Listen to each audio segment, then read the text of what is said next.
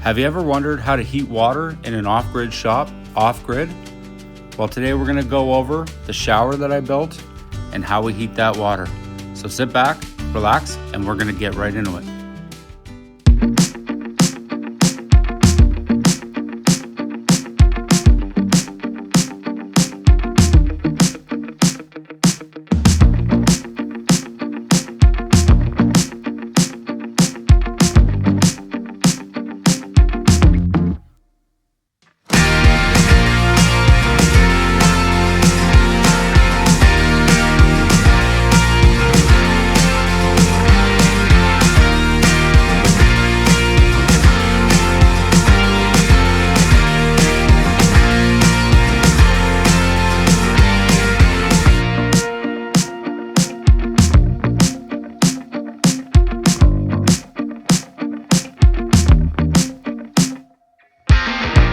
Here you can see the gas hot water heater that I purchased used off Marketplace for about $150.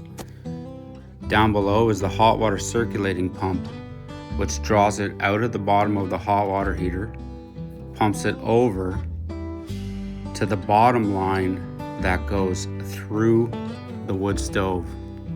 I built this wood stove just out of a barrel, and I got the attachment parts that you create the door with. So now you can see the piping comes through the bottom, pumps up that copper tubing through the wood stove a few times, and then finally over up this wall to that orange valve that you see right there. That orange valve controls the temperature of the shower, and you can see that piping goes up over that door, all the way over, and then down to our well where all that water goes through the filter system, and then to the shower. Here I just built a simple door out of 1x4s that we get from our local lumber mill. I'm using spring-loaded hinges, so that way you can open it and it closes automatically. Look at that. So I built this shower with logs from the property. Yes, those are Christmas lights, and I love that rain shower head. It works very well. I didn't peel the logs initially. I went back with a grinder afterwards and it made a terrible mess. So I'll have to finish that up at a later date. We actually really enjoy this shower. It's actually nicer than the one in the house because you don't have to worry about cleaning up water all over the floors. So I went with pressure treated 2x6s for the flooring. And there's some decorative stone in between. The shower pan is actually just a water tote that I cut the bottom off of.